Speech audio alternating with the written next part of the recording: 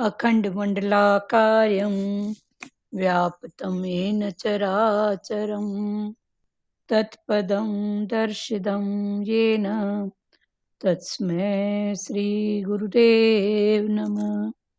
ॐ ब्रह्मानन्दं परं सुखदं केवलं ज्ञानमूर्ति द्वन्द्वातीतं गगनसदृशं तत्त्वमस्यादि लक्ष्यम् एकं नित्यं विमलचलं सर्वादि साक्षीभूतं भावातीतं त्रिगुणरहितं सद्गुरु त्वं नमामि।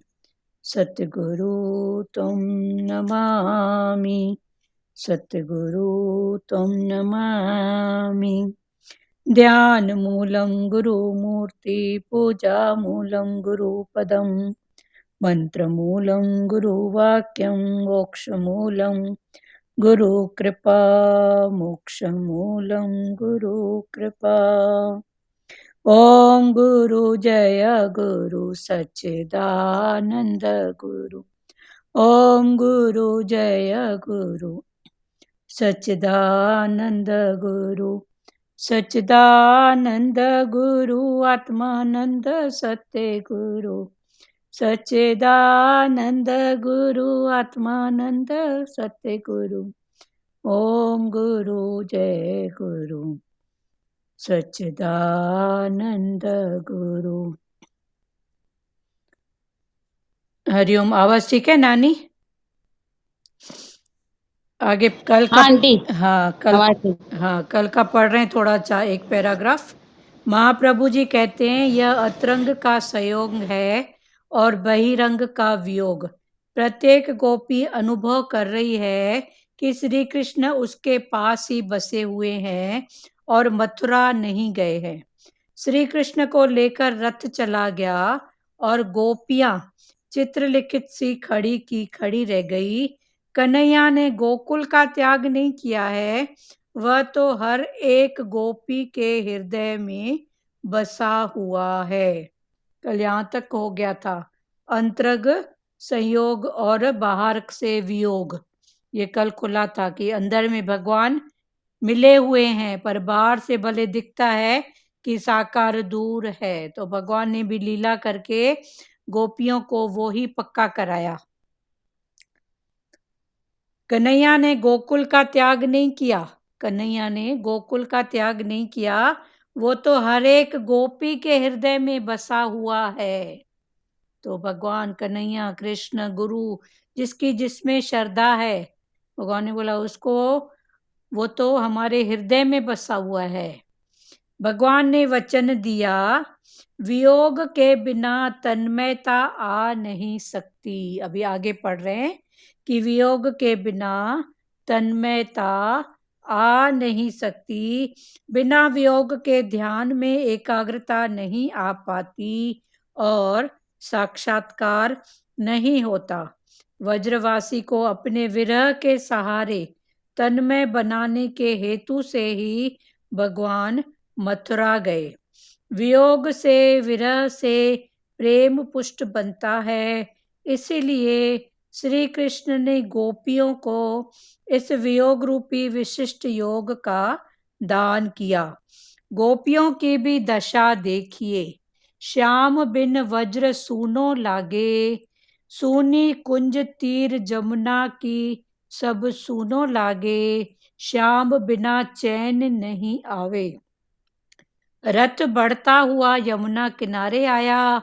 अक्रूर जी स्नानार्थ जल में उतरे तो जल में श्री कृष्ण और बलराम के दर्शन हुए। बाहर देखा तो दोनों को रथ में बैठा पाया। बार बार ऐसा अनुभव हुआ। अक्रूर को भगवान नारायण के दर्शन हुए। कुछ वैष्णवों का मानना है कि मथुरा की ओर जाते समय श्री कृष्ण ने यमुना जी में स्नान किया और नारायण का रूप लेकर प्रकट हुए, अर्थात श्री कृष्ण स्वयं वृंदावन वापस आए और उनका नारायण स्वरूप लीला करने के लिए मथुरा गया। वैसे तो श्री कृष्ण और नारायण दोनों एक ही हैं। जो भेद है वह तो उपासना के हेतु है। अक्रूर ने यमुना में स्नान करके स्तुति की। रथ मथुरा की ओर सीमा पर आया तो श्री कृष्ण ने अक्रूर से कहा, चाचा जी आप आगे बढ़िए, हम यहीं उद्यान में विश्राम करेंगे।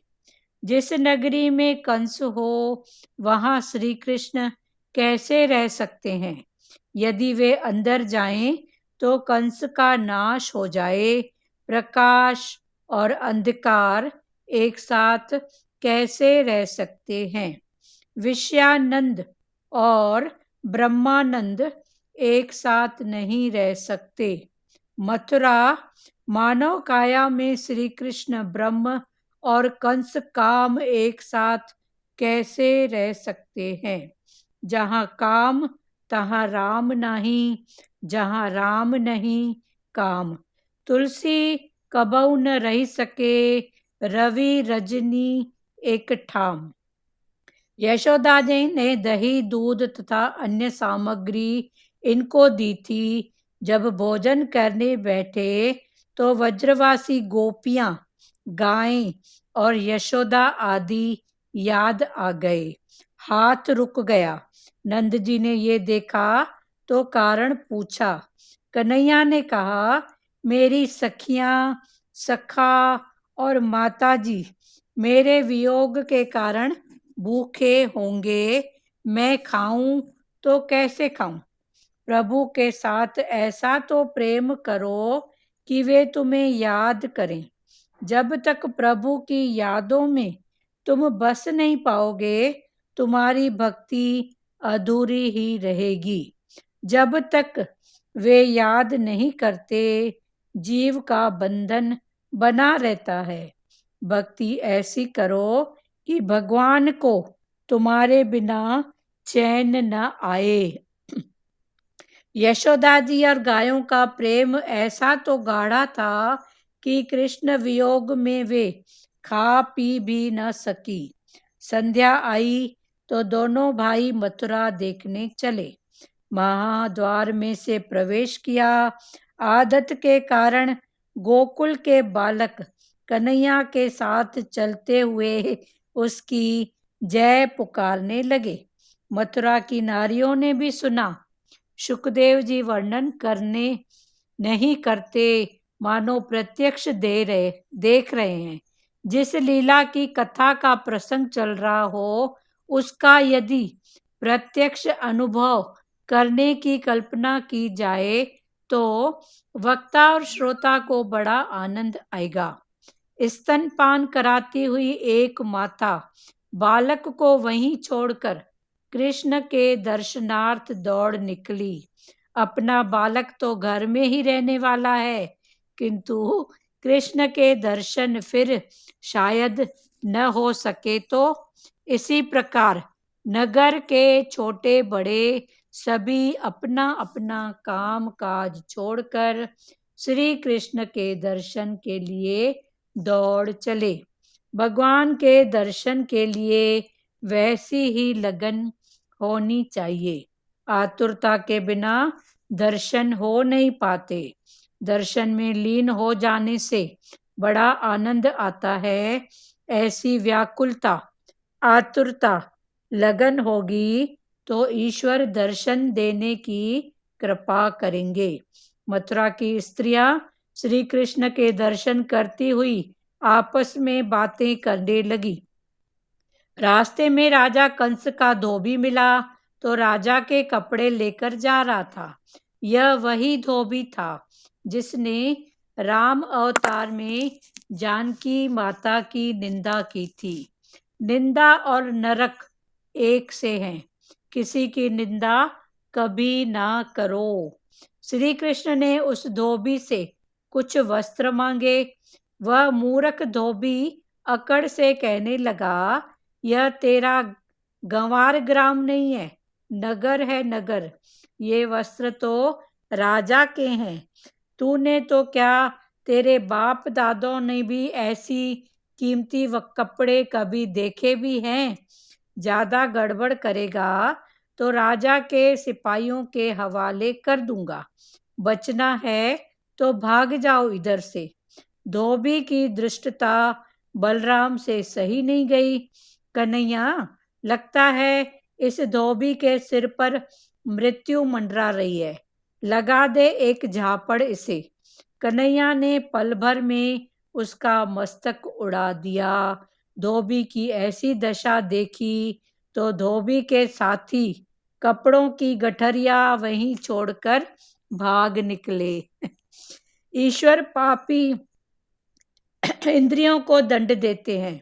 अंतकाल में वह पापी इंद्रिय बड़ा दुखी हो जाता है। वाणी से पाप करने पर वांग देवी अंतकाल में रूठ जाती है। ऐसा पापी का बोलना बंद हो जाता है। धोबी के मुख से निंदा की तो भगवान ने उसके मुख पर चाटा जड़ दिया। ईश्वर सरल जीव के साथ सरल है और कुटिल के साथ कुटिल। जिसका मन पवित्र नहीं होता है उसे अंतकाल में बड़ी व्यथा होती है। कन्हैया तो चोरी का आदी था। उसने अपने गोप मित्रों से उन गठरियों के कपड़े ले लेने को कहा। बालक कुछ डर रहे थे। कन्हैया ने स्वयं कपड़े बांट दिए। जिसे जो कपड़ा दिया वह उसी के नाप का निकला। बालक आनंद से नाच उठोए। उन्होंने माना कि इन कपड़ों को सीने वाला कितना कुशल कारीगर होगा। वैसे तो ऐसा दर्जी कभी हुआ ही नहीं है। यह तो अपने मित्रों को बड़े सुंदर वस्त्र पहनाने की कृष्ण ने प्रतिज्ञा थी जो आज उन्होंने पूरी की। गरीब बालक अच्छे कपड़े पाकर खुश हो गए। वे कहने लगे, ऐसे अच्छे वस्त्रों के कारण हमारा चटपट ब्याह हो जाएगा। हमारे ब्याह में तू भी आएगा ना? कन्हैया ने कहा, हाँ जरूर आऊंगा। ऐसी भावना करो कि तुम कृष्ण के हो और वे तुम्हारे हैं। अभी कल का जो चला था कि कन्हैया ने गोकुल का त्याग नहीं किया था। वह तो हर एक गोपी के हृदय में बसा हुआ है। भगवान ने वचन दिया। क्या? हाँ, हाँ बेटा, क्या बोल रहे हो एकता जी? वियोग के बिना तन्मयता आ नहीं सकती। अभी भगवान फिर आगे का समझा रहे हैं कि संयोग मिलना जरूरी है तो वियोग भी जरूरी है। तो वियोग के पीछे दुखी होना नहीं, पर गोपियों का जो वियोग का भाव था उसमें कौन सा भाव था? प्रेम का। तो भगवान बोल रहे हैं कि वियोग के बिना तन्मयता नहीं आ सकती। किसकी तन्मयता? मन की। भगवान की वाणी में जैसे आता है ना, सतगुरु भगवान की वाणी में, तन मन एक रस सिमरन कहिए सोए। तो जब तक तन और मन एक नहीं होंगे, दोनों को एक का रस नहीं मिलेगा, तब तक वो सिमरन नहीं होगा। सिमरन माना कर्म भक्ति में सिमरन माना कोई नाम जप, पर ज्ञान में है सिमरन माना स्व का मरण, कि मैं हूं ही नहीं। तो जब मैं नहीं हूं तो कौन है? तो मैं नहीं हूं तो वो शक्ति है, वो पावर है। देह नहीं है तो कौन है? आत्मा। तो सच्चा सिमरन ये है कि मैं नहीं। सिमरन माना स्व का मरण, यही है सच्चा सिमरन। तो वियोग के बिना तन्मयता नहीं आ सकती। तो भगवान ने ऐसी लीला की कि वियोग के बिना इनका तन मन एक रस होगा ही नहीं। ये साकार में बस अटकी रहेगी। देखो मीरा जी छोटपन से, जब 5 साल की थी, 4 साल की थी, तब वो किसी अपनी मम्मी के साथ गई थी, माँ के साथ किसी के ब्याह में। तो बच्चे उटपटांग क्वेश्चन करते हैं, तो माँ ये क्या हो रहा है? तो बोला ये शादी हो रही है। तो ये कौन है? ये दूल्हा है। तो उसने नादानी में बोल दिया मीरा ने माँ को कि माँ मेरी भी शादी करा दे। तो अब इतनी छोटी बच्ची 4 साल की, तो माँ ने हंस के बोला तेरी शादी मैंने करा दी है। तो बोला इसका पति ये है तो मेरा पति कौन है? तो मेरा पति, तो उसने मूर्ति दिखाया कि ये जो गिरधर गोपाल है ना, ये तेरे पति हैं। तो 4 साल की मीरा ने अपना पति उसको मान लिया, उसके साथ खेलती कूदती बैठती, उसको खिलाती, मेरे गिरधर गोपाल, मेरे पति गिरधर गोपाल। तो वो इस भाव में ऐसा कि वो फिर जब वो गुरु से मिली, मीरा के जो गुरु थे, कौन थे? ये जो जुलाहा जुलाहा थे, कबीर। तो कबीर नहीं थे, मीरा के गुरु जुलाहा थे, इतना याद है, नाम बता रही हूँ। तो जब उनके साथ मिले तो उन्होंने देखा कि मीरा की अटक है, वो मेरे तो पति गिरधर, उसका निश्चय पक्का है, पर निश्चय के बाद उसकी एक अटक है, किसमें? मूर्ति में। वो जो मूर्ति थी ना उनके पास, तो वो उसको ही अपना पति मानती थी, मेरे तो गिरधर गोपाल, मेरा पति गिरधर गोपाल, ऐसा करके। तो गुरु ने देखा कि इसका निश्चय तो पक्का है भगवान में, पर उसकी जो मन की एक अटक है तो वो खाली मूर्ति में दिख रही है। तो इसका गिरधर गोपाल जिसको ये मान रही है वो तो घट वासी है, तो इसको घट वासी का मैं दर्शन कैसे कराऊं? चूंकि वो मूर्ति को लेके घूमती थी।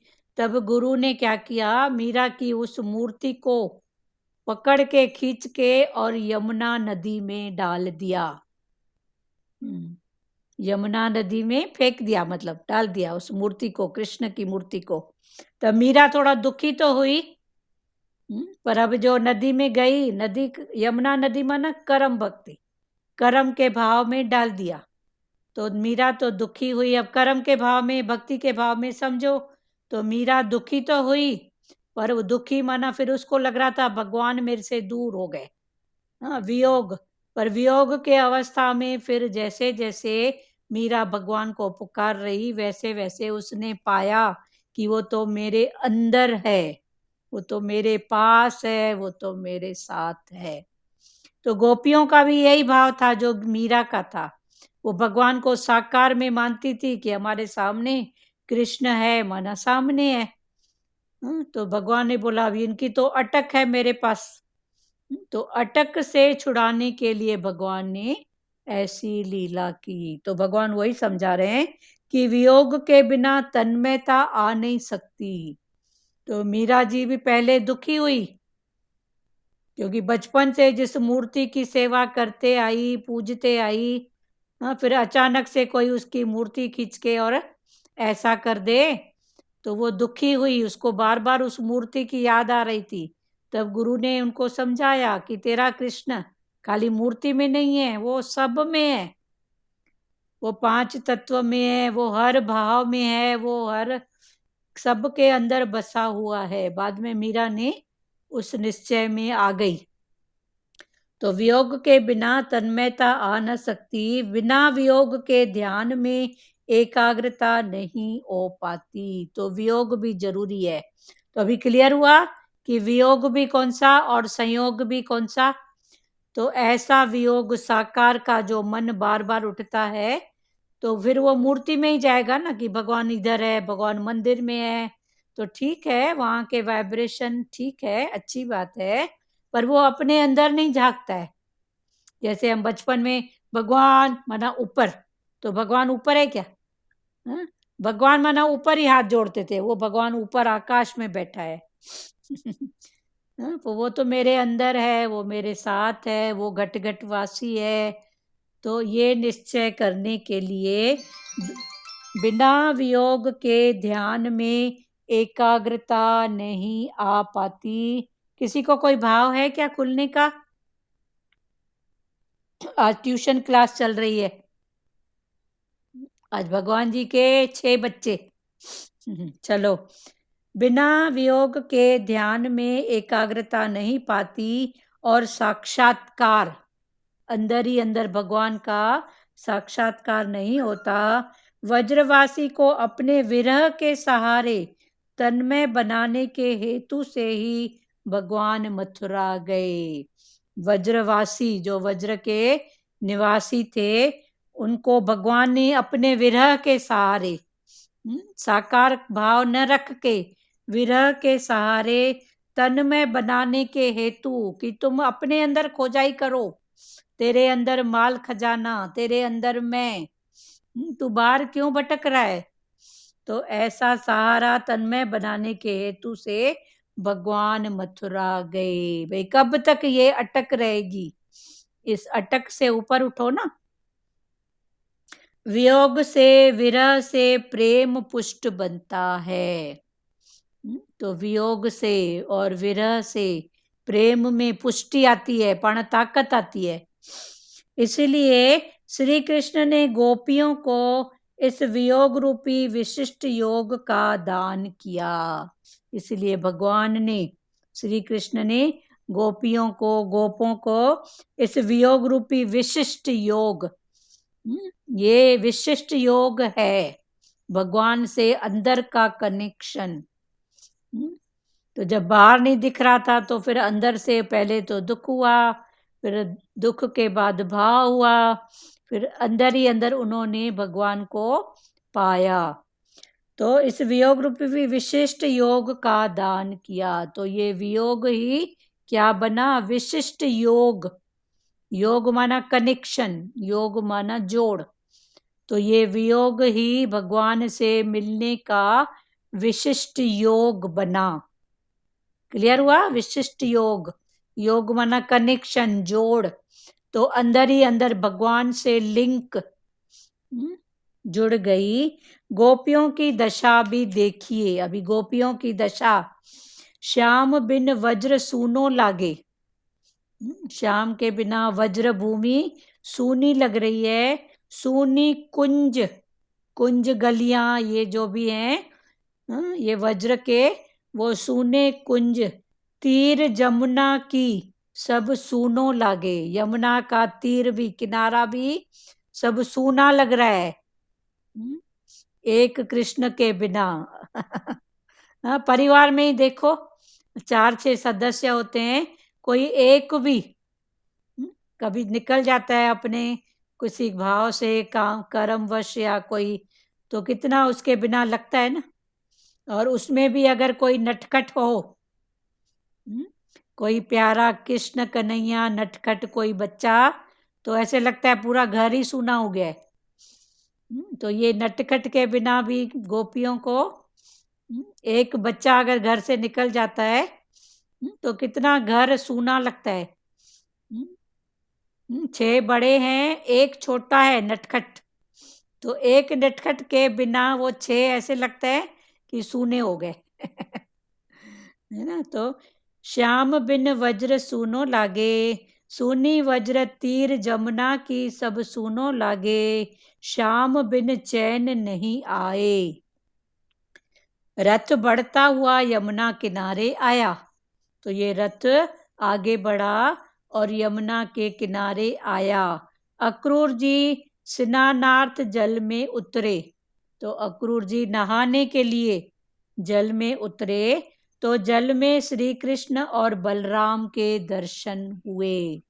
तो अक्रूर को जल में कृष्ण के और बलराम के दर्शन हुए। और इधर अक्रूर जी अकेले नहाने के लिए उतरे हैं यमुना के जल में, और कृष्ण और बलराम बैठे हैं रथ पे। पर उन्होंने जल में भी भगवान बलराम का और कृष्ण का दर्शन पाया। बाहर देखा तो दोनों को रथ में बैठा पाया। बार बार ऐसा अनुभव हुआ। अक्रूर जी को बार बार, कई बार ऐसा अनुभव कि भगवान बाहर हैं, बलराम और कृष्ण, बाद में देखते हैं तो अरे वो तो रथ में बैठे हैं। तो ऐसा अक्रूर जी को भी बार बार दर्शन हुआ, अनुभव हुआ। अक्रूर को भगवान नारायण के दर्शन हुए। तो अक्रूर को भगवान कृष्ण, अभी कृष्ण का इधर जो घटघट वासी है नारायण, उसके दर्शन हुए। कुछ वैष्णव का मानना है कि मथुरा की ओर जाते समय श्री कृष्ण ने यमुना जी में स्नान किया और नारायण का रूप लेकर प्रकट हुए।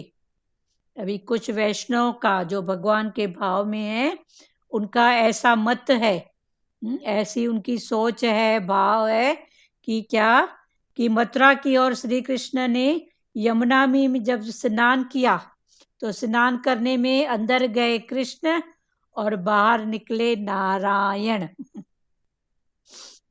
तो कृष्ण माना छोटा रूप और नारायण ने बड़ा रूप, चूंकि उनको आगे लीला करनी थी।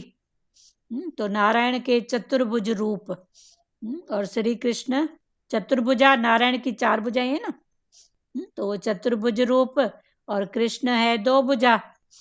तो कृष्ण ने 2 भुजा को अंदर होके फिर 4 भुजा वाला नारायण बाहर निकला, क्योंकि भगवान को साकार और निराकार अंदर से और बाहर से बहुत लीलाएं करनी थी।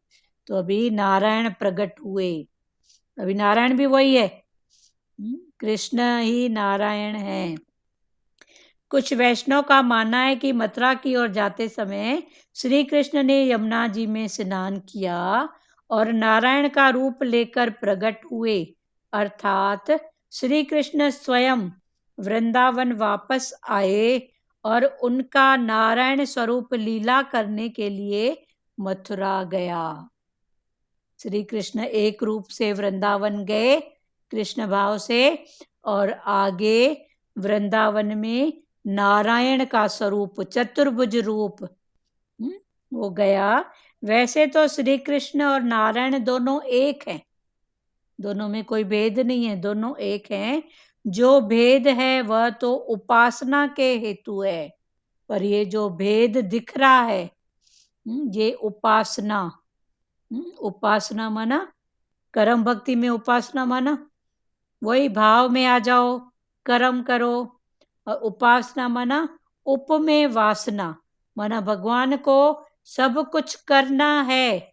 कंस के लिए भगवान प्रकट हुए हैं, उनको जो भी कंस का वध करने के लिए राक्षसों का, पर उप में वास करके, अटक के नहीं, अटक के नहीं। तो जहां अटक नहीं है वो है उपवास, ठीक है ना, ऊपर ऊपर से वास करना। तो ये है उपवास। हम लोग उपवास का मीनिंग क्या समझते हैं? उपवास माना खाना पीना, ठीक है, वो भी शरीर का एक उपवास है। तो वो तन का उपवास, ये मन का उपवास कि ऊपर ऊपर से बस, अटक नहीं। वैसे तो श्री कृष्ण नारायण दोनों एक ही हैं, जो भेद है वह तो उपासना के हेतु है। अक्रूर जी ने यमुना में स्नान करके स्तुति की। अभी अक्रूर ने यमुना में स्नान किया और फिर भगवान की स्तुति की। रथ मथुरा की सीमा पर आया, अभी रथ चलते चलते मथुरा के बाउंड्री, नगर के बाहर सीमा होती है ना, बाउंड्री, तो वहां पर आया। तो श्री कृष्ण ने अक्रूर से कहा, क्या कहा? चाचा जी आप आगे बढ़िए, हम यही उद्यान में विश्राम करेंगे। नगरी के इंटर करने के पहले तो कृष्ण ने अक्रूर से कहा, चाचा आप भले आगे जाओ, हम लोग यहाँ जो ये बगीचा है, उद्यान है, हम यहाँ पर थोड़ा आराम करेंगे ना। तो उसका कारण, फिर जिस नगरी में कंस हो, जहां पर कंस हो वहां श्री कृष्ण कैसे रह सकते हैं, इसलिए भगवान बाहर ही रुक गए। तो जिस नगरी में कंस हो वहां श्री कृष्ण कैसे रह सकते हैं? यदि वे अंदर जाएं तो कंस का नाश हो जाए। अगर वो नगरी के अंदर जाए तो क्या होगा? कंस का नाश। इसलिए भगवान ने बोला अक्रूर जी को, आप जाओ, हम थोड़ा इधर आराम कर रहे हैं, विश्राम। कंस का नाश हो जाए। प्रकाश और अंधकार एक साथ कैसे रह सकते हैं? एक तरफ लाइट है, एक तरफ अंधेरा है, तो अंधेरा और लाइट एक साथ तो रहेंगे ही नहीं। या तो अंधेरा पूरा रहेगा या तो लाइट आएगी, तो अंधेरा रहेगा ही नहीं। विषयानंद और ब्रह्मानंद एक साथ नहीं रह सकते। इसका मतलब है विषय का आनंद जिसको है, जो इंद्रियों के रस में फंसा हुआ है, विषयों में फंसा हुआ है, जिसको विषय का आनंद है और जिसको ब्रह्म का आनंद है। तो ब्रह्म आनंद और विषय आनंद दोनों एक साथ नहीं रह सकते। या तो संसार या तो भगवान। हम बोलेंगे अल्लाह भी चाहिए, पुलाव भी चाहिए, तो भगवान ने बोला ऐसा नहीं हो सकता है। तू अल्लाह को पकड़, पुलाव पीछे आएंगे। तू भले अल्लाह को पकड़ ना, पर मैं बोलूंगी दोनों हाथ में लड्डू हो, तो ऐसा तो हो ही नहीं सकता। विषयानंद और ब्रह्मानंद एक साथ नहीं रह सकते। मथुरा, मथुरा माना मानव काया में श्री कृष्ण ब्रह्म और कंस काम एक साथ कैसे रह सकते हैं? तो ये मथुरा में भगवान बाहर उद्यान में ही रहे। इसका मतलब मथुरा माना ये मानव काया, ये हमारी काया जो पिंड में है वो ब्रह्मांड में है, जो हमारे इस पिंड में है वो क्या है? ब्रह्मांड में। तो ब्रह्मांड में जो मथुरा, वो मथुरा हमारे पिंड में।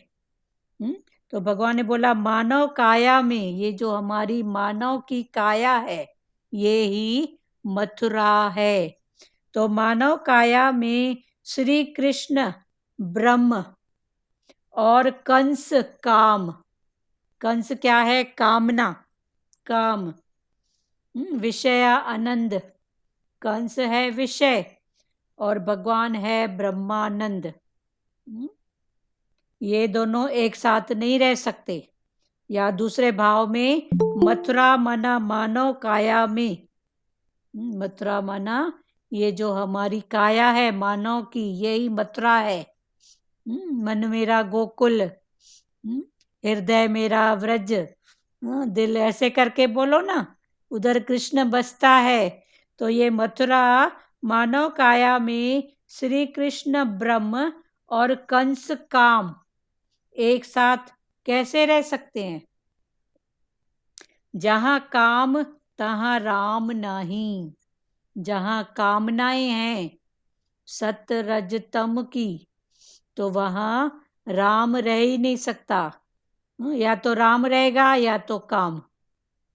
तो फिर भगवान ने बोला फिर समझो ज्ञान को, राम को पकड़ो, कामनाएं तो पीछे आती रहेंगी, कहाँ जाएंगी?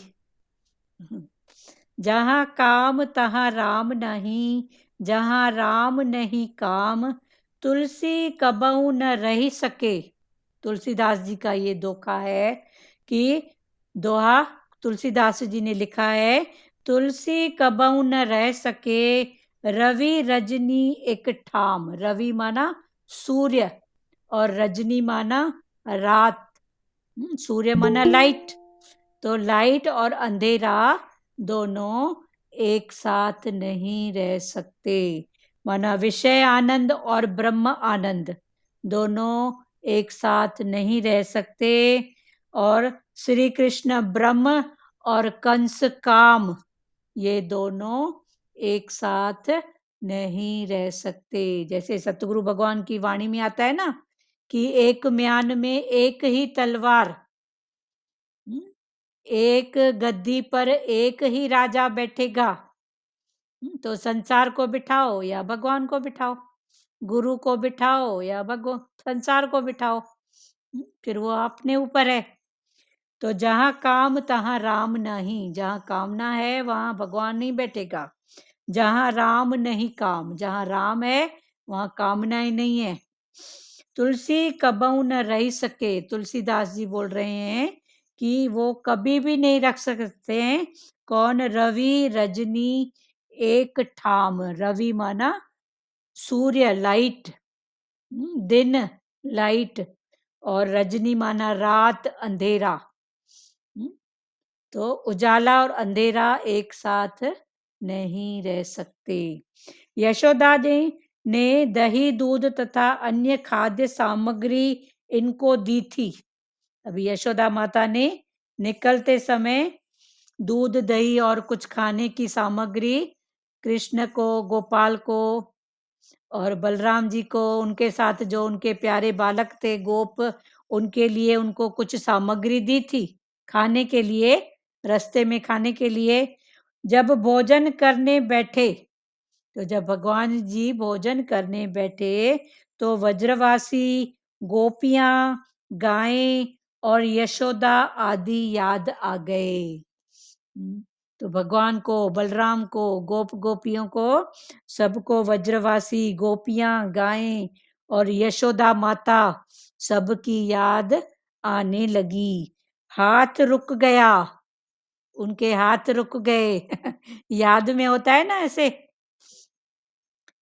नंद जी ने ये देखा तो कारण पूछा। तो नंद बाबा ने जब देखा कि ये खाते खाते, हाँ, निकालते निकालते खाने के लिए रुक गए, तो नंद बाबा ने पूछा, भाई क्या बात है, खा क्यों नहीं रहे हो भोजन? तो कन्हैया ने कहा, मेरी सखियां, सखा और माता जी मेरे वियोग के कारण भूखे होंगे। उनके लिए तो मैं वियोग में हूँ। जब तक उनको वो पकता आए कि मैं उनके साथ हूँ। इसके पहले भगवान ने क्या पकड़ाया कि वियोग में ही तन्मयता आती है। तो अभी उनकी तन्मयता नहीं हुई है, तो भगवान बोल रहे हैं, नंद जी ने ये देखा तो कारण पूछा। कन्हैया ने कहा, मेरी सखियां, सखा और माता जी मेरे वियोग के कारण भूखे होंगे, मैं खाऊं तो कैसे खाऊं? प्रभु के साथ ऐसा तो प्रेम करो कि वे तुम्हें याद करें। कि भगवान के साथ ऐसा प्रेम करो कि भगवान तुमको याद करे कि मेरा भगत। जब तक प्रभु की यादों में तुम बस नहीं पाओगे, तुम्हारी भक्ति अधूरी ही रहेगी।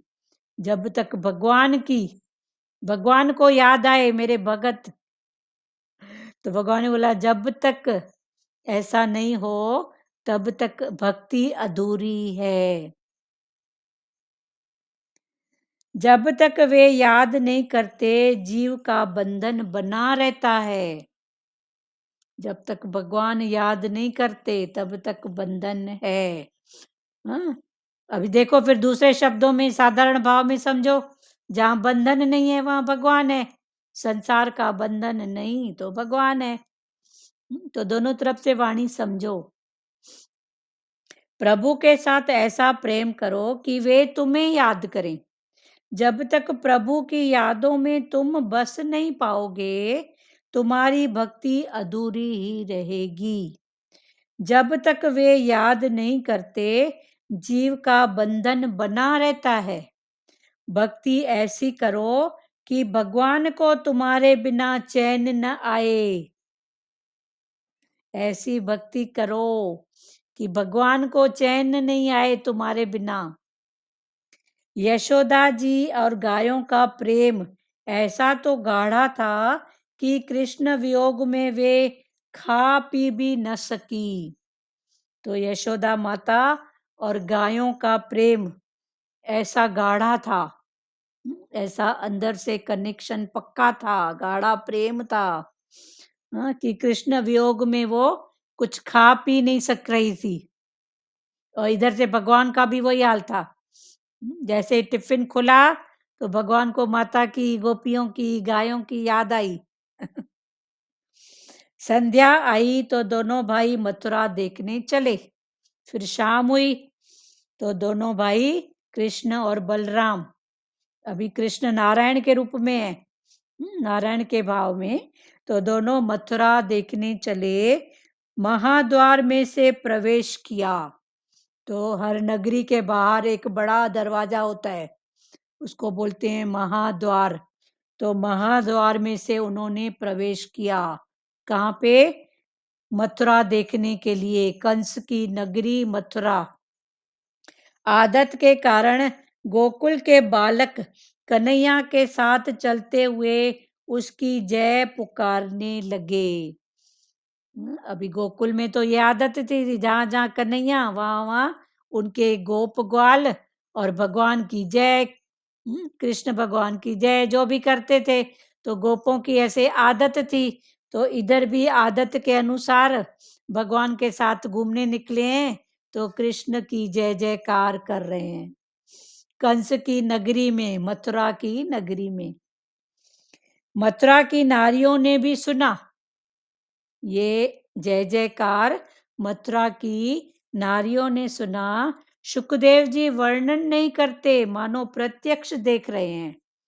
तो सुखदेव मुनि खाली वर्णन नहीं देख रहे हैं, पर उनके सामने ऐसे प्रत्यक्ष लीला दिख रही है कि भगवान आगे जा रहे हैं, ग्वाल बाल जा रहे हैं, सब भगवान की जय जयकार कर रहे हैं। ऐसा भाव बनाओ अपने सामने भी, तो ऐसे दिखेगा। जिस लीला की कथा का प्रसंग चल रहा हो, उसका यदि प्रत्यक्ष अनुभव करने की कल्पना की जाए, ऐसे कल्पना में भी सोचो, तो कल्पना की जाए, तो वक्ता और श्रोता को बड़ा आनंद आएगा। वक्ता माना जो बोल रहे हैं, सुना रहे हैं, और श्रोता माना जो सुन रहे हैं, सबको आनंद आएगा। कब आएगा? जब ऐसा फील करो, भगवान ऐसे खेल रहे हैं, मक्खन खा रहे हैं, ऐसे जा रहे हैं, ग्वाल बाल उनकी जय जयकार कर रहे हैं, ऐसा अनुभव करो। तो ये है ना, ये निराकार भक्ति है, पर वो निराकार ऐसे दिखेगा साकार रूप में। आंख बंद करके तो एक बार ध्यान लग जाता है, पर भगवान ने बोला अभी खुले नैन हंस हंस के देखूं। अभी ऐसा पुरुषार्थ करो कि आंख हमारी खुली रहे और हंस हंस के उसको निहारूं। भगवान इस रूप में भी तू आया है, ऐसी लीला भी तू कर रहा है, उसको देखो अंतर मन से। जिस लीला की कथा का प्रसंग चल रहा हो, उसका यदि प्रत्यक्ष अनुभव करने की कल्पना की जाए, तो वक्ता और श्रोता को बड़ा आनंद आएगा। स्तनपान कराती हुई एक माता जो अपने दूध बच्चे को दूध पिला रही थी, हम्म, तो वो माता बालक को वहीं छोड़कर कृष्ण के दर्शनार्थ दौड़ निकली। उसने जब जय जयकार सुना, तो अपने बच्चे को वहीं बिठा दिया और दर्शन के लिए दौड़ पड़ी। अपना बालक तो घर में ही रहने वाला है, किंतु कृष्ण के दर्शन फिर शायद न हो सके, तो इसी प्रकार नगर के छोटे बड़े सभी अपना अपना काम काज छोड़कर श्री कृष्ण के दर्शन के लिए दौड़ चले। ग्वाल बाल कृष्ण की जय जयकार करते हुए नगर में घूम रहे हैं, और सब अपना अपना काम छोड़ के भगवान के दर्शन के लिए पीछे दौड़ रहे हैं। एक माता तो अपने बच्चे को दूध पिला रही है, बोली ये तो घर में ही रहेगा, कहाँ जाएगा, पहले मैं दर्शन तो कर लूं। तो ये है कृष्ण माना आकर्षण। हम्म, तो कृष्ण का आकर्षण इतना था कि सब उसके पीछे दौड़े जा रहे हैं। भगवान के दर्शन के लिए वैसी ही लगन होनी चाहिए। तो भगवान हमको समझा रहे हैं कि भगवान के दर्शन के लिए ऐसी लगन, मन की लगन ऐसी होनी चाहिए। आतुरता के बिना दर्शन हो नहीं पाते। जब तक ऐसी आतुरता नहीं है मन में, तब तक दर्शन हो नहीं पाते। दर्शन में लीन हो जाने में बड़ा आनंद आता है। वो है ना, चखा जिसने वो ही जाने। हम्म, जिसने ये स्वाद चखा है उसको ही मालूम है कि ऐसा जो दर्शन है उसमें कितना आनंद है। फलाना टीरा भी क्यों देखूं, राग द्वेष भी क्यों करूं, है ही वो। तो जब वही है तो आनंद है ना। पर फलाने टीरे में देखो, हम्म, फिर फलाना टीरा, फिर उसका कर्म, कितने रूप में फिर बढ़ते जाएंगे। पर जब है ही वो, तो किसके साथ कौन सा कर्म बनाऊं। तो आनंद ही आनंद है ना। दर्शन में लीन हो जाने से बड़ा आनंद आता है। ऐसी व्याकुलता, आतुरता, लगन होगी तो ईश्वर दर्शन देने की कृपा करेंगे। जब ऐसी आतुरता, व्याकुलता, मन ऐसा व्याकुल हो जाए, ऐसी आतुरता हो जाए, ऐसी लगन होगी तो भगवान दर्शन देने की कृपा जरूर करेंगे। मथुरा की इस वो है ना भजन, ऐसी लागी लगन मीरा होके मगन, वो तो गली गली हरि गुण गाने लगी, है ना। तो मथुरा की स्त्रियां श्री कृष्ण के दर्शन करती हुई आपस में बातें करने लगी। तो मथुरा की जो स्त्रियां थी, नारियां थी, वो भगवान के दर्शन करके आपस में बातें करने लगी। क्या? रास्ते में राजा कंस का धोबी मिला, तो राजा के कपड़े लेकर जा रहा था। कंस राजा का धोबी जो कंस राजा के कपड़े लेकर जा रहा था कंस के पास, यह वही धोबी था। तो ये जो धोबी था, कौन सा धोबी था? ये वही धोबी था जिसने राम अवतार में जानकी माता की निंदा की थी। राम अवतार में जानकी माता की धोबी ने निंदा की थी ना, कि सीता का भी क्या भरोसा, रावण के राज्य से आई है, तो इसकी अग्नि परीक्षा। वो धोबी था ना। तो अभी वही धोबी फिर प्रकट हुआ है, कुछ कर्मों का खाता ऐसा होएगा। तो है तो धोबी, अभी कंस के कपड़े धो रहा है। तो कंस के कपड़े, राजाई जो कपड़े थे वो लेके जा रहा था, तो कृष्ण ने उनको देखा। तो ये वही धोबी था जिसने राम अवतार में जानकी माता, जानकी माना सीता माता, तो जिसने राम अवतार में जानकी माता की निंदा की थी। तो ये वही धोबी था। निंदा और नरक एक से हैं। तो भगवान ने फिर समझाया कि एक निंदा और एक नरक दोनों एक ही हैं। तभी तो निंदा मना करते हैं ना गुरु, किसी की निंदा मत करो। किसी की भी निंदा मना, किसी को कम करके भी मत देखो, निंदा भी मत करो। ऐसा है, जो है अपने स्वभाव से, अपने संस्कार से, अपने कर्मों से, तो किसी की निंदा नहीं करो।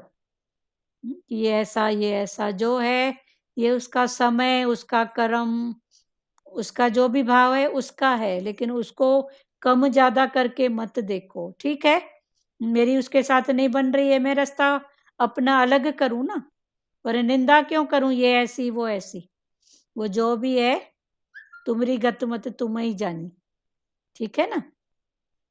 निंदा और नरक एक से हैं, किसी की निंदा कभी न करो। श्री कृष्ण ने उस धोबी से कुछ वस्त्र मांगे। तो भगवान कृष्ण ने उस धोबी को कहा कि इतने कपड़ों का ढेर लेके जा रहा है राजमहल में, थोड़े से कपड़े वस्त्र दे दे। वह मूर्ख धोबी अकड़ से कहने लगा, यह तेरा गंवार ग्राम नहीं, तू आया है कहाँ से?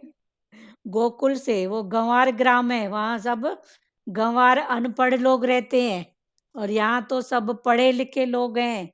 राजा की नगरी में आया है, शाहूकार लोग हैं। तू कहाँ से आया है? जहाँ गईए चराते हैं, गाय। तो यह तेरा गंवार ग्राम नहीं है, नगर है नगर। ये वस्त्र तो राजा के हैं। तूने क्या, तेरे बाप दादों ने भी ऐसे कीमती कपड़े कभी देखे भी हैं? तू आया है गांव से, गांवेड़ा है। ये है नगर। नगर माना शहर, पहले के भाव में नगर बोलते थे। तो तू है कंस की नगरी में आया है, राजा की। तो ये जो कपड़े हैं, ऐसे कपड़े तो तेरे बाप दादा ने भी नहीं देखे होंगे। ज्यादा गड़बड़ करेगा तो राजा के सिपाहियों के हवाले कर दूंगा। बचना है तो भाग जा इधर से, तो धोबी ने कृष्ण को ऐसा कहा। तो धोबी की दृष्टता बलराम से सही नहीं गई। तो धोबी ने जो दृष्टता से जवाब दिया तो बलराम को ये सहन नहीं हुआ। कन्हैया, लगता है इस धोबी के सिर पर मृत्यु मंडरा रही है, तभी ये ऐसे गलत शब्द बोल रहा है, गलत भाव बोल रहा है।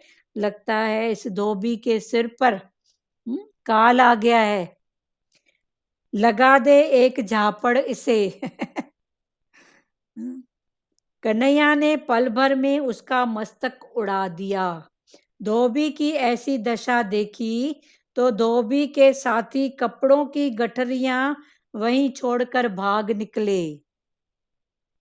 तो कन्हैया ने एक थप्पड़ मार के उसका मस्तक अलग किया, माना बुद्धि जो उसकी थी ऐसी, उसकी जो मस्तक माना बुद्धि इधर, तो एक थप्पड़ मार के ऐसी उसकी बुद्धि ठिकाने लाया कि इतनी अकड़ के बात भी कर रहा है, निंदा वाली जो बात कर रहा है, क्यों कर रहा है। धोबी की ऐसी दशा देखी तो धोबी के साथी कपड़ों की गठरियां वहीं छोड़कर भाग निकले। ईश्वर पापी इंद्रियों को दंड देते हैं। अब इसका इंटेंशन यही है कि जो भगवान जो होते हैं ना, वो इंद्रियां जो पाप करती हैं उनको दंड देते हैं। अंतकाल में वह पापी इंद्रिय बड़ा दुखी हो जाता है। देखो पाप कर्म किससे होते हैं? इंद्रिय से। तो भोगती भी तो इंद्रिय है ना, शरीर तो भोगता है ना। वो दृष्टांत नहीं है, आंख ने फल देखा, हाथ ने पकड़ा उसको फल को, मुख ने खाया। एक गया किसी बगीचे में तो उसने देखा मीठे मीठे फल लटक रहे हैं, तो आंख ने देखा, तो हाथ ने उस फल को क्या किया? पकड़ा, मुंह ने खाया, पीछे से आया माली, उसने मारा एक डंडा। किसको मारा? पीठ को। तो रोई कौन? आंख। तो जो कर्म करेगा वही तो भोगेगा ना, कि दूसरा कोई भोगेगा। तो आंख ने देखा, अगर वहीं पे सोचता कि ये मेरे लिए नहीं है, या मांग के लूं, पूछ के लूं, पर उसने झट से कर्म कर लिया। तो आंख ने देखा, हाथ बढ़ा, मुख खाया, पेट में गया, डंडा पड़ा पीठ को। फिर रोई कौन? आंख। आंसू कहां से निकले? तो जिसने देखा वही तो आंसू बहाएगा ना। तो सबका कनेक्शन है ना, फिर इस बात को भी समझो। वाणी से पाप करने पर वांग देवी अंतकाल में रूठ जाती है। वाणी से भी किसी को गलत शब्द ना दो, नहीं तो जो ये हमारी वांग देवी या सरस्वती माता जिसके सारे से शब्द निकलते हैं, वो हमसे रूठ जाती है। ऐसा पापी का बोलना बंद हो जाता है। धोबी ने मुख से निंदा की, धोबी ने मुख से निंदा की तो भगवान ने उसके मुख पर चाटा जड़ दिया कि ऐसी निंदा क्यों कर रहा है। ईश्वर सरल जीव के साथ सरल हैं और कुटिल के साथ कुटिल। तो भगवान सरल के साथ सरल हैं और कुटिल के साथ कुटिल हैं। जिसका मन पवित्र होता है उसे अंतकाल में बड़ी व्यथा होती है। जिसका मन पवित्र होता है उसको अंतकाल में बड़ी व्यथा, कैसे मैं छूटूं भगवान, मैं कैसे तेरे को पाऊं। अर्जुन ने बोला था ना, कौन से ऐसे भाव का सिमरन करके भगवान मैं तेरे को पाऊं। तो उसको भी ऐसी व्यथा हो गई थी ना मन में, कौन से ऐसे भाव का चिंतन करूं जो तेरे को पाऊं। तो ये उसे अंतकाल में बड़ी व्यथा होती है। कन्हैया तो चोरी का आदी था, भगवान तो चोरी का आदी था, पहले मक्खन चुराता था। पर उसके चोर के पीछे क्या इंटेंशन था कि साहूकारों के यहाँ से निकले और सबके पास पहुंचे। ये मक्खन सबकी जरूरत है। तो कन्हैया तो चोरी का आदी था, मतलब इंटेंशन ऊंचा था ना, दिखने में चोरी कर्म था, पर उसका जो भाव था वो बहुत ऊंचा था। तो कन्हैया तो चोरी का आदी था, उसकी तो आदत थी चोरी करने की। उसने अपने गोप मित्रों से उन गठरियों के कपड़े लेने को कहा। तो कन्हैया ने अपने गोप मित्रों को कहा, ये गठरी में जो कपड़े हैं ना, सब एक एक ले लो और पहनो। बालक कुछ डर रहे थे, तो कन्हैया ने स्वयं कपड़े बांट दिए। कन्हैया खुद उठे, एक एक कपड़ा एक एक को बांट दिया। जिसे जो कपड़ा दिया, कन्हैया ने जिस बालक को जो कपड़ा दिया वह उसी के नाप का निकला। ऐसे नहीं कि राजा का चोगा है तो किसी ने पहना तो कार्टून दिखे, नहीं। कन्हैया ने जिसको जो जो कपड़ा दिया वो उसी के नाप का निकला। बालक आनंद से नाच उठे, सबको अपनी साइज का और राजाई ठाट बाट वाला कपड़ा मिला, तो सब बालक अपने आनंद के कारण नाच उठे। उन्होंने माना कि इन कपड़ों को सीने वाला कितना कुशल कारीगर होगा। सब बालकों को लगा, क्या क्या मान रहे हैं कि इन कपड़ों को सिलाई करने वाला कारीगर कितना कुशल होगा, क्योंकि जो पहन रहा था उसको फिट आ रहा था कपड़ा। अब कारीगरों का कारीगर उनके साथ में है। वैसे तो ऐसा दर्जी कभी हुआ ही नहीं है। यह तो अपने मित्रों को बड़े सुंदर वस्त्र पहनाने की कृष्ण की प्रतिज्ञा थी, जो आज उन्होंने पूरी की। ऐसे तो ऐसा कोई दर्जी हुआ ही नहीं है, पर कृष्ण की ऐसी प्रतिज्ञा थी। कभी ऐसा भाव था कि ये जो ग्वाल बाल हैं, जो एक लंगोटी में रहते हैं, पैर में चप्पल भी नहीं पहनते हैं मेरे साथ, तो भगवान ने कभी ऐसा भाव किया था कि इनको वस्त्र पहनाऊंगा। तो आज भगवान को ऐसा मौका मिला, तो भगवान ने अपनी प्रतिज्ञा पूरी की। गरीब बालक तो अच्छे कपड़े पाकर खुश हो गए। वे कहने लगे, ऐसे अच्छे वस्त्रों के कारण हमारा चटपट ब्याह हो जाएगा। तो अभी हम सुंदर दिख रहे हैं, अच्छे दिख रहे हैं, तो हमारा ब्याह भी चटपट हो जाएगा। हमारे ब्याह में तू भी आएगा ना? कन्हैया ने कहा, हाँ जरूर आऊंगा। फिर वो बालक कृष्ण को ही कह रहे हैं कि हम इतने सुंदर दिख रहे हैं, राजकुमार बना दिया तूने, तो हमारे को तो जल्दी ब्याह हो जाएगा, तो हमारे ब्याह में तू भी आएगा ना? तो कन्हैया ने बोला, जरूर आऊंगा। मैंने कभी तुमको छोड़ा ही नहीं है। ऐसी भावना करो कि तुम कृष्ण के हो और वे तुम्हारे हैं। तो भगवान इसका इंटेंशन पकड़ा रहे हैं कि तुम भी ऐसी भावना करो कि हम कृष्ण के हैं और कृष्ण हमारा है।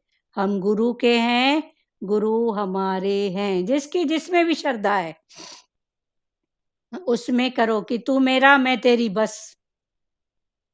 श्री कृष्ण ने अपने गरीब मित्रों को वस्त्र पहनाए और बाद में स्वयं पहने। भगवान ने पहले सबको पहनाया, फिर लास्ट में खुद भगवान ने वस्त्र पहने। उनकी प्रतिज्ञा आज पूरी हुई, सबको वस्त्र पहनाने की। पहले वे बिना सिले हुए कपड़े, पीतांबर और कमली पहनते थे। आज पहले अपने ग्वाल बालों को पहनाया, फिर भगवान भी पहले ऐसे ही लंगोटी पहनते थे, पीतांबर बस ऐसे डाल देते थे। आज भगवान ने भी वस्त्र पहने, क्योंकि अभी तक वो ग्वाल बालों के साथ कृष्ण कन्हैया थे।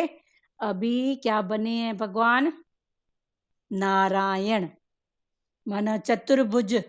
नारायण माना भगवान का चतुर्भुज, माना उसकी चार भुजाएं, तो दो भुजा साकार और दो भुजा निराकार। तो ये है भगवान का चतुर्भुज रूप, नारायण रूप। क्लियर हुआ?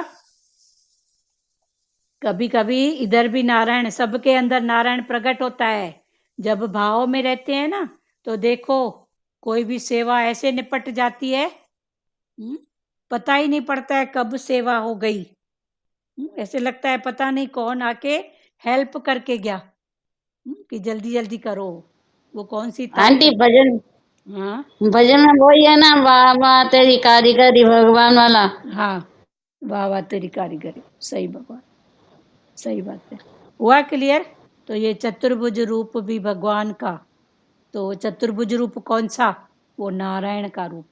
तो अभी कृष्ण कन्हैया अभी नारायण का रूप, चूंकि उनको कंस को, राक्षसों का वध भी करना है। अभी तक उनका जो कार्य था, जो लीला थी कार्य के रूप में, वो गौएं चराने वाली थी। अभी वहां से फिर इनका राक्षसों का वध करना है। तो साकार और निराकार नारायण रूप में प्रकट हुए। कल फिर कथा को आगे बढ़ाएंगे। अभी ऐसे बहुत इंटरेस्टिंग लग रही है कथा। पता नहीं आप लोगों की क्या स्थिति है, हमको तो बहुत भाव हो रहा है। दीदी बताया ना आपने, अंधेरा और प्रकाश हाँ, एक साथ नहीं रहता है, नहीं रह सकते। साथ नहीं रहते हैं अंधेरा हाँ और प्रकाश। हाँ, तो ऐसे ही भगवान, हाँ, और विषय वासना हाँ, भी दोनों एक साथ में एक नहीं साथ होती है। नहीं रह सकते। भगवान बोला उसको समझो, जानो। समझे? पहले तो नहीं जानते और थे, अभी जानते हैं। सच्ची भक्ति तेरी ये है कि तू अनुभव कर, फील कर फील कर। कि मैं सचमुच मैं ये देख रही हूँ, जो जो भगवान की लीला हाँ वो सचमुच है। हाँ, ऐसे फील ऐसे करो, सच्ची फील करो। भाव, सच्ची हाँ, भाव खुले से अनुभव नैन, खुले नैन से अभी हंस हंस देखो। आंख बंद करो और करके तो ध्यान लगता है, पर अभी लगता है आज से, अभी से ऐसी प्रैक्टिस करो कि खुले सच्ची नैन से भक्ति देखो। है। नहीं तो बोला अधूरी भक्ति है, हाँ, सच्ची भक्ति। नहीं तो बोला अधूरी भक्ति है। अगर सच्ची भक्ति से करना है तो उसको फील करो, अनुभव करो। हाँ हाँ, सही बात है। हाँ, और किसको वचन सुनाना है, सुनाओ प्यारो। भगवान करुणा निधान है ना, देखो उनको सबको उनका उनके नाप का कपड़ा दे दिया, कितना प्रसन्न कर दिया। तो दिया है हाँ, ना कितना भगवान ने करुणा सबको। निधान। हाँ, करुणा निधान है वही तो बोलते आज। हैं, ब्रजवासी है, अपना वो साइज कृष्ण एक एक एक ब्रजवासी, एक बात करो, एक एक। वालों को ध्रुव कृष्ण माता, गटगटवासी है ना। हाँ वो घट घट वासी है। घट और घट निंदा का भी बहुत अच्छा लगा दीदी, निंदा की ना। अभी सबको हमारे भगवान बोलते हैं, बिल्कुल नहीं करो, तो हाँ, किसी परचिंतन नहीं करो। पर चिंतन निंदा नहीं करो। अभी तक उस बात को नहीं समझते थे, अभी तो भगवान खोल खोल के बता रहे हैं कि निंदा भी हाँ, वो किसकी एक बार कर रही है। भगवान बोलते हैं, तुम परचिंतन ऐसे करते हैं जैसे स्वीट डिश खाते हैं। हाँ, बराबर। तो वही भगवान अज्ञानता में मौज आती थी ना, ऐसा। हाँ, फिर उसके साथ मैं भी जुड़ जाती अभी थी। अभी नहीं। अभी मैं तो लोग करती थी, यदि 14 लोग जो स्वामी, 14 लोगों का स्वामी हमारा गुरु सजा से डरता है, तो हमको भी सजा से डरना चाहिए। हाँ, डरना सजा चाहिए। क्यों खाएं? क्यों खाएं, सही बात है। भगवान खुद बोलते थे, दीदी हमको सजा से डर लगता है। तुमको हाँ, सजा से कैसे नहीं डर लगता है? सही बात है। तुम्हारे होठ कैसे जाते हैं? हाँ, तो अभी वो सतर्क कर दिया है ना गुरु ने। सतर्क कर दिया, सही बात है। सही बात है, भगवान ने हमको बहुत सतर्क कर दिया है, सुजाग सतर्क। तो निंदा भी क्यों करें। वो एक प्यारी गई थी, सास माता की इतनी बड़ी लिस्ट लेके गई थी। भगवान ने हाँ करके सुना, लास्ट में भगवान ने क्या बोला, सतगुरु भगवान ने, मेरे सामने बैठ के मेरी निंदा कर रही है। पहले तो हाँ करके सुना, हाँ सास ऐसी है, ऐसी है, ऐसी है, हाँ हाँ हाँ। लास्ट में भगवान ने एक वचन बोला, बोला मेरे सामने बैठ के तू मेरी निंदा कर रही है। भगवान ने उसको सत्य पकड़ाया तो वो स्थिर हो गई। हाँ, बाद में स्थिर हो गई कि उस रूप में भी भगवान ने बोला मैं हूं, मैं ही लीला कर रहा हूं, तो मेरे सामने तू मेरी निंदा कर रही है। ठीक है, सब अपने कर्म से, अपने भाव से, संस्कार से, स्वभाव से सब बरत रहे हैं, तो निंदा क्यों। अच्छा, निंदा क्यों होती है? क्योंकि मेरे मन के माफिक नहीं हो रहा है, तो मैं बोलती हूँ वो ऐसी है। तो मेरे मन के, मतलब मैं स्वार्थी हूं ना, कि मेरे मन के माफिक हो, तो क्यों हो, ठीक है ना। तो कभी कभी मन को ऐसे भी सुनाओ, मन तभी का तो। गला घोटना है ना, मन को तुरंत घोटना है। मनतु हाँ ज्योत स्वरूप है, अपना मूल पहचान। हाँ ये सतगुरु की, तो हाँ यही सतगुरु की पहचान है। हाँ, यही सत्य सिख की पहचान है। ठीक है, और किसको बोलना है? वचन प्रसाद बोलो। हाँ दीदी। हाँ बोलो सुजाता जी। बहुत अच्छा लगा, जहाँ काम तहाँ राम नहीं। हाँ, जहाँ काम वहाँ राम नहीं, हो ही नहीं सकता ना। कामना हाँ, है तो फिर ये राम बहुत नहीं है, पर राम को पकड़ो तो भगवान क्या राम छोड़ेगा को। क्या किसी को? उसने तो बना के रखा है ना। बिल्कुल। जीव बाद में पड़ा, दूध पहले बनाया, तो अभी छोड़ेगा? सही बिल्कुल बात है ना। बिल्कुल सही। जिसका, फिर भगवान ने बोला जिसकी जो मेहनत है, हाँ, हम्म, जिसका जो है उसका तो है ना, सबका बना पड़ा है हाँ, कर्म के हम्म, हिसाब से सबका भाव। तो कामना भी कौन सी, भगवान को पाने की नहीं रखें। हाँ, सच्ची बिल्कुल। बात है। और और वो इंद्रिय का भी, जो इंद्रिया पाप करेगा उसको ही दंड मिलेगा। हाँ, दंड मिलेगा ना, देखो। तो हाँ। ये भी जिसने, बहुत अच्छा हाँ लगा, आपने एग्जाम्पल भी बहुत अच्छा दिया। हाँ, तो जिसने तो कर्म किया वो भोगेगा। वो भोगेगा। तो ठीक है ना। कभी कभी अब पहले का कुछ है सामने आता है तो हाँ, बोलो ठीक है, इसका होगा कोई हिसाब, दुखी होने की क्या हाँ, बात है। होगा, पूरा हाँ, हुआ पण अच्छी बात है। पर मैं उसको हाँ, दृष्टा होके देखूं बस, कि ठीक है ये भी हाँ। पास अवे, सब तो देखो हम्म, जा रहा है ना। पास है, पर मैं उसको जा रहे। पकड़ के बैठ के फिर दुखी होती हूँ, मेरे साथ हम्म, ऐसा क्यों, मेरे साथ ऐसा। हम्म, हम्म, होगा कुछ, कभी का होगा, ठीक है, हो गया। इसी हम्म, जन्म में हाँ, कर्म कटने का है ना। हाँ इसी जन्म में कर्म हाँ कट जाए दीदी। तो है ना हाँ दीदी। हाँ, एक मिनट। हाँ हाँ, इसी इसी जन्म में ये जन्म धोबी काटना है का, दुरु। हाँ जी। जो शिल्पी शिल्पी का एग्जाम्पल चला ना, अ, उस टाइम ऐसे श्री कृष्ण ने आशीर्वाद दिया है वो लोगों को, ऐसा कुछ है ना। पता नहीं आप कौन वो से नहीं, भाव में बोल रहे हैं। मतलब ऐसा जनरल संसारी बात में ऐसा बोलते हैं कि नहीं का कपड़ा सीनारा कितना, सिलाई करनारा कितना कुशल होगा, कुशल हो, हाँ, वो ऐसी बात। उन्होंने माना कि इन कपड़ों को सीने वाला कुशल कारीगर होगा। मतलब हाँ, ग्वाल बालों को अपने जरूरत के और अपनी फिटिंग हाँ, के कपड़े मिले, तो वो ऐसा हाँ, मान रहे हैं कि ये जो दर्जी हाँ, है ना वो कितना कुशल होगा। पर दर्जी हाँ, का, हाँ, जो दर्जी था कुशल कारीगर, जो सबके हाँ। घट, वो तो उनके साथ था ना। पर संसार में भी अच्छा हम अच्छा। लोग ऐसा सोचते हैं ना। हाँ, सत्ता पर दृष्टि रखें तो उसके घट में कौन, वही है ना। कौन, हाँ, राइट। तो सही पहले बात है। ये भाव आता है कि वो दर्जी हम्म, कितना कुशल होगा, जो सबकी हम्म, फिटिंग के। पर वो हाँ, कुशल कारीगर से जो कुशलता है वो तो हमारे साथ है ना। हाँ, राइट राइट, है ना बिल्कुल, ये हाँ। भाव। ये भाव। हाँ, हाँ, तो ये फिर से पढ़ो, सुन रही हूँ। उन्होंने माना कि हाँ, इन कपड़ों को सीने वाला कितना कुशल हम्म, कारीगर होगा, ग्वाल बालों ने हम्म, माना। वैसे तो हाँ, ऐसा दर्जी कभी हुआ ही नहीं है। हाँ, ऐसे तो ऐसा दर्जी कभी हुआ नहीं है। ये तो नहीं, अपने हाँ, मित्रों को बड़े सुंदर वस्त्र पहनाने हम्म, की कृष्ण की हम्म, प्रतिज्ञा थी, जो हम्म, आज उन्होंने पूरी की। पूरी की। हाँ, तो भगवान की राइट राइट। वैसा प्रतिज्ञा थी, तो ऐसा हाँ, भगवान ने आज पूरा किया। पूरा किया, हाँ, चलो, बिल्कुल। और किसी को बोलना है प्यारो? सचदेवा जी बोलो। आंटी आंटी, ये वाला भजन बुलवाओ, ये में बाबा तेरी कारीगरी वाला भगवान, उसी में ये सब आता है ना। हाँ हाँ, अभी आप बोलना, दो सुई मिनट। धागा। हाँ, एक मिनट। हाँ, अमित सचदेवा जी, आप क्या, आपको बोल रहे हैं, बोलो। ये भाव भी अच्छा लगा, मथुरा वाला जो आपने बताया ना, क्या, कि कौन सा? शरीर हमारा हाँ, शरीर हमारा मथुरा है। है ना, शरीर हमारा मथुरा है, जो पिंड में है वही ब्रह्मांड में है। ठीक है। और कोई भाव? हेलो, हाँ हरिओम। हाँ, नानी बोलिए। हाँ, वही बोलते हैं ना, गुरु ने हमको सब हर बात में ऊंचा कर दिया है। तो बस हम गुरु को ही चाहते रहे, अपने प्यार से वो बढ़ाते रहे हाँ बस। हमको। गुरु ने तो बहुत ऊंचा ऊंचा ही बना दिया है। हाँ अब अपने को भी ऊंचाई बनाते हाँ रहे हाँ और गुरु के वचन सुनते ही रहे। हाँ, ऊंचा बस भाव में हाँ, ऊंचे होते जाओ रोज, भगवान का भाव ऊंचे बस। ही हो रहे हैं ना। हाँ हाँ गुरु ने ऊंचाई उठा दिया है ना, तो हाँ, भाव बहुत। करते रहते हैं। हाँ हाँ, बस बोलते रहते, तू मेरा मैं तेरी, बस ठीक है, और बहुत। कुछ भी नहीं। चलो, बहुत अच्छी हरिओम। बात। निशी जी, आप बोलिए कुछ। निशी, आप कुछ बोलेंगे? दीदी हम भगवान के हैं, भगवान हमारे हैं। हाँ, हम पक्का करो। भगवान के हैं, भगवान हमारे हैं। ये सही। भजन है ना। हाँ, ये हम भगवान के हैं, भगवान हमारे हैं। और ज्योति दीदी, आप कुछ बोलेंगे? ज्योति दीदी। निंदा और नर्क एक समान है। हाँ निंदा करने वाला व्यक्ति अपनी करनी में ही नर्क के समान जीवन जीता है। हाँ, देखो, निंदा कर दो वो पंजे करनी। करनी में ही पियो जीवन। हाँ, सही बात है।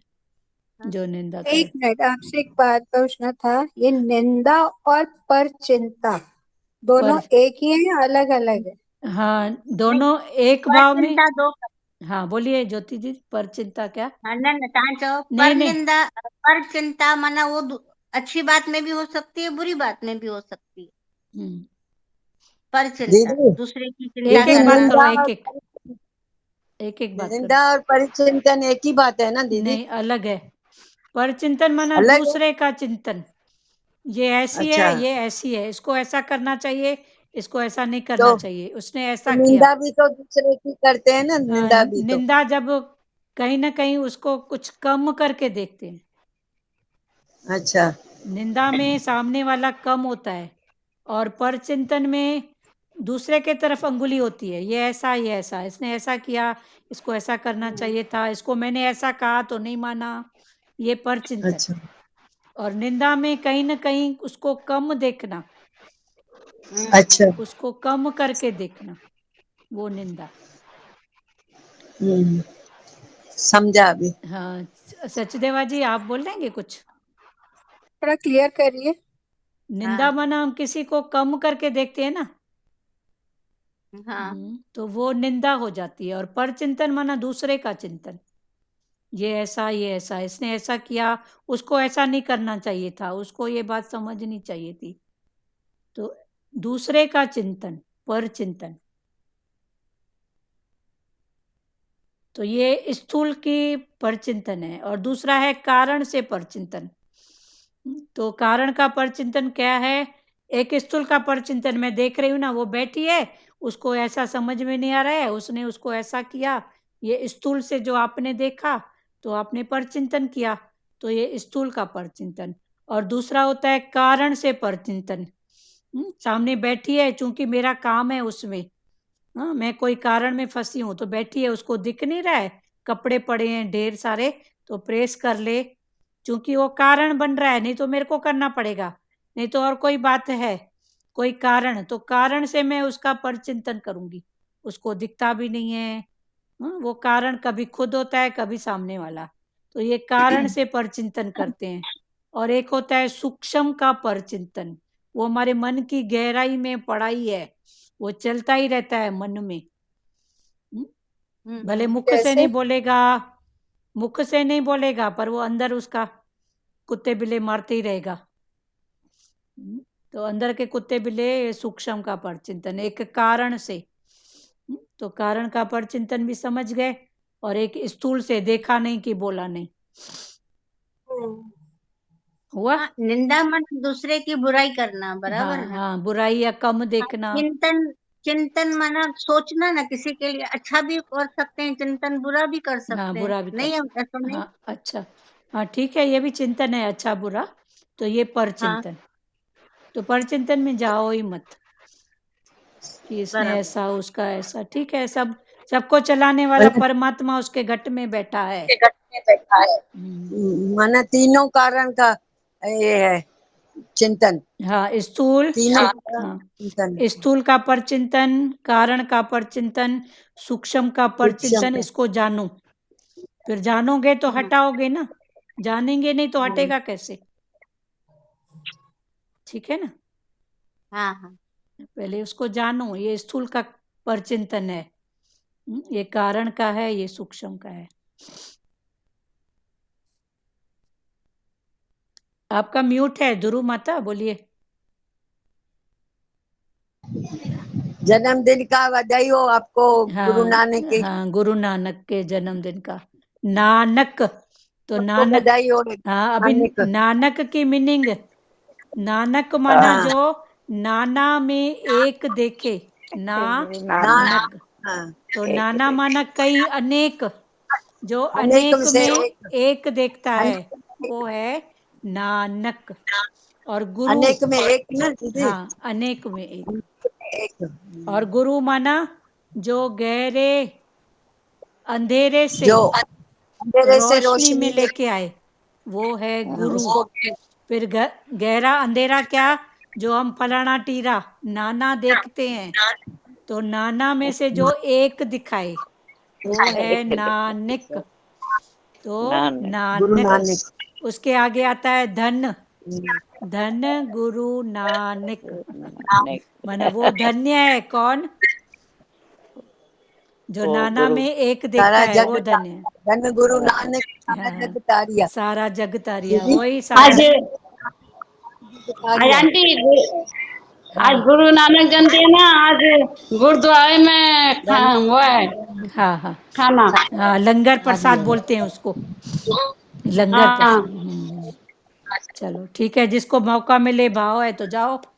भगवान, चलो और किसी को कुछ बोलना है? सबको वचन जन्म प्रसाद, की हाँ बधाई हाँ हो गुरु नानक के। हाँ, हो गई बात है।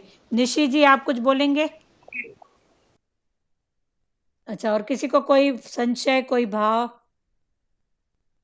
आज के दिन ना दीदी, हाँ आज के दिन जो गुरु नानक जी थे ना, वो नानकी के पास माखन खाने आए थे। हाँ, तो जैसे ही नानकी, माखन निकाल रही थी तो नानकी माता बहुत इंतजार में बैठी, नानी के साथ रम्मा बजाते हुए आए और हाथ से माखन छीन के खा लिया। तो हाँ बचपन की याद आ रही, नानक और नानकी दोनों लड़ते थे। हाँ वो बोलते थे मैं माखन खाऊं ज्यादा, बोलते मैं पहले खाऊं। तो उसकी बचपन की याद पूरी करने के लिए आए थे आज के दिन हाँ हाँ, नानकी के भगवान पास। की। आज भगवान भी देखो, का कृष्ण भगवान को यशोदा माता ने दिया बना के टिफिन। हाँ, तो जब टिफिन खोला तो उनका हाथ ही नहीं उठ रहा था खाने को। तो नंद बाबा ने पूछा क्यों नहीं खा रहे हो भाई, खाओ ना। तो उन्होंने फिर सबको याद किया कि वो मेरी याद में बैठे होंगे, यशोदा माता, गोप ग्वाल। तो नानकी यही है ना, सब भावों की तो बात है। भावना की बात है गुरु ना। को गुरु को हमारी याद आए ना। हाँ, हाँ, तो ऐसा गुरु को याद आए तो आएगी ना सच्ची अभी। भक्ति है। हाँ सच्ची, तो गुरु को याद है ना, तभी तो देखो बैठे हो। हाँ, हम्म, गुरु को याद आए हाँ, ना। गुरु भी, भगवान भी भगत के बिना अधूरा है। अधूरा है। हाँ, हाँ, और किसी को कोई बात? हरिओम दीदी। हाँ हरिओम, निशी जी बोलिए। हाँ हाँ, थोड़ा सेवा में थी इसलिए बात नहीं कर पाई। हाँ बोलिए। बस वही लग रहा था, भगवान सच्ची में गुरु नहीं होता तो क्या होता हमारा। गुरु तू न मिलता तो क्या होता। तो क्या होता, हाँ। गुरु न सच्ची आज गुरु जगाता के तो दिन मैं सोता। सोता। गुरु ने हाँ, जगाता तो सो जाते। हाँ, गुरु हाँ, तूने जगाता तो मैं सोता। सोता। तो बराबर तो सोए हुए बहुत तो थे बहुत ना, ये गुरु ने तो हाँ, जगाया है ना। सच्ची जितने शुक्राने करे उतने कम है गुरु के। हाँ, गुरु शुक्राने के शुक्राने शुक्राने करो। नाना में एक जितना देखो। शुक्राना करो उतना कम है। हाँ, आज नाना में एक देखो, अनेक में जो एक देखे वो है गुरु नानक। गुरु नानक। और किसी को बोलना है वचन प्रसाद? एकता का भी हो गया, नानी का हो गया। प्रेमा जी आप बोलिए। हाँ, प्रेमा माता आप बस बचे हैं, बोलिए वचन प्रसाद। कोई नाना, नाना मतलब नाना में एक, नाना मतलब कई दूसरे, नानक। अलग अलग में जो एक देखे। जैसे बोलते ना सब में ज्योत एक है, तो सब में जो एक ज्योत को देखे, एक पावर, एक शक्ति। तो नानक माना जो नाना में एक देखे वो है नानक। देखो मीनिंग कितनी है, प्रकृति भी कितना साथ देती है। अभी माता ने जब नाम रखा होगा नानक, पर उनके मुख में प्रकृति जो बैठी वाणी शक्ति, ये नानक रखो, तो नानक की मीनिंग देखो कितनी ऊंची है। तो आज सब अपने अपने नामों की मीनिंग में जाना और उसकी महिमा करके उस निश्चय में रहना। सुजाता माना सुजाग करने वाली, एकता माना एकता में रहने वाली, प्रेमा माना प्रेम, प्रेम स्वरूप। ये है भारती माता। नानी माता, आपका नाम क्या है? इधर ज्योति। माया, माया माया। हाँ, आप माया, माया में नहीं माया अटकना। माया है। भगवान की माया में रहना, संसार की माया हाँ, में। बस भगवान की माया में ही रह रहे हैं ना। इधर ज्योति जी।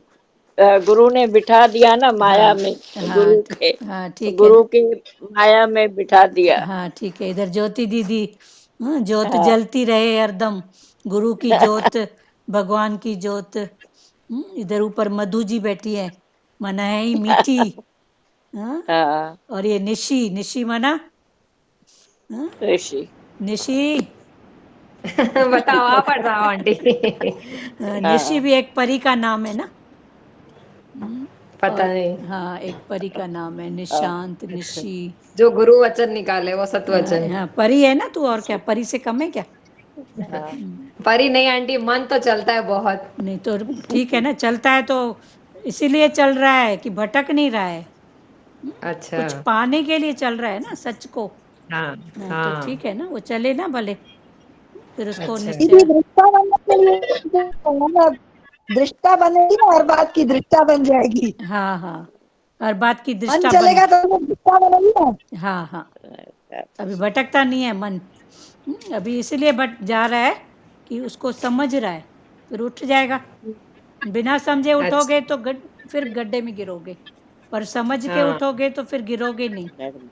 भले लोडा आएगा बोले तो। बंद करोगे। हाँ, अच्छा, हरिओम आंटी। हरिओम बोलो, एकता बोलो। हाँ, मैं बोली थी अभी मम्मी के साथ में जा रही हूँ। हाँ, जाओ जाओ। जाओ, भोजन प्रसाद खा के आओ, लंगर। चलो और। लंगर। हाँ, ठीक है, श्री कृष्ण गोविंद करें। हाँ। श्री कृष्ण गोविंद हरे मुरारी, हे नाथ नारायण वासुदेवा। श्री कृष्ण गोविंद हरे मुरारी, हे नाथ नारायण वासुदेवा। मात पिता गुरु सखा हमारे, हे लक्ष्मी नारायण वासुदेवा।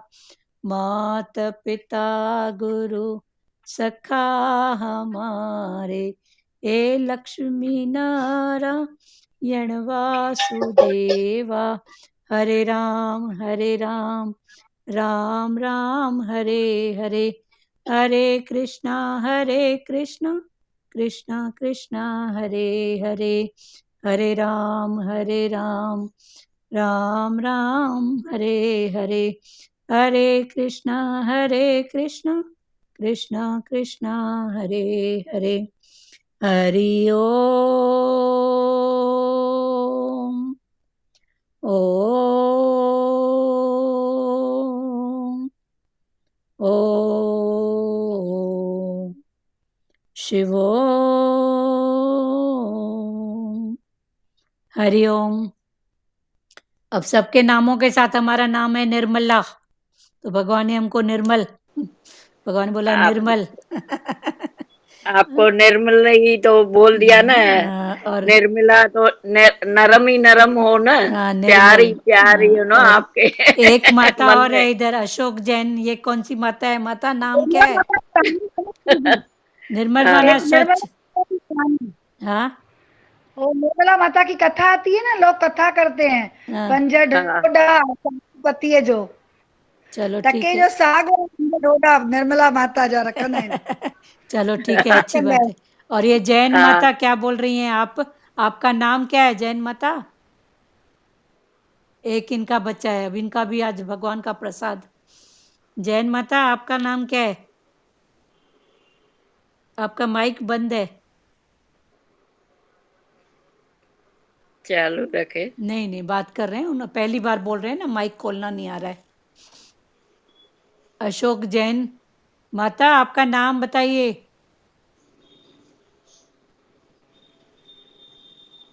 हेलो, हाँ बोलिए बोलिए। हाँ मेरा नाम है प्रतिभा जैन। प्रतिभा, इनकी प्रतिभा निराली है।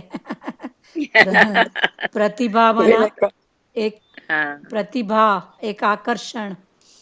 ये प्रतिभा, इनका नाम है प्रतिभा। तो आज सब अपने नाम की महिमा में रहो। भगवान ने सबके नाम चुन चुन के दिया है, ठीक है। हरिओम हरिओम। हरिओम हरिओम। हरिओम आज गुरु हरिओम। प्रसाद भी यही है। हाँ नानक यही जैन का प्रसाद।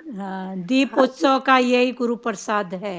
हाँ, गुरु ने खुशियां ही खुशियां दे दिया ना। हाँ हाँ आज ठीक है। गुरु नानक के में बस प्रसाद दे दिया ना। हाँ खुश रहो भाई, हाँ हाँ बस ठीक। खुशी खुशी में खुश रहो भाई। हाँ ठीक है। हरिओम, सबको हरिओम। हरिओम हरिओम। मधु से पूनम बना दिया। हाँ ये पूनम है, मधु जी भी, मधु का नाम एक पूनम है। एक नाम मधु है, माना मीठी है, और दूसरी है पूनम का चांद, फुल मून। आज पूर्णिमा का दिन है ना, आज फुल मून है। हाँ चलो खुश खुश बैठे पूनम। हरिओम। खुश बैठे। चलो हरिओम हरिओम। हरिओम हरिओम। चलो हरिओम बंद कर रहे हैं।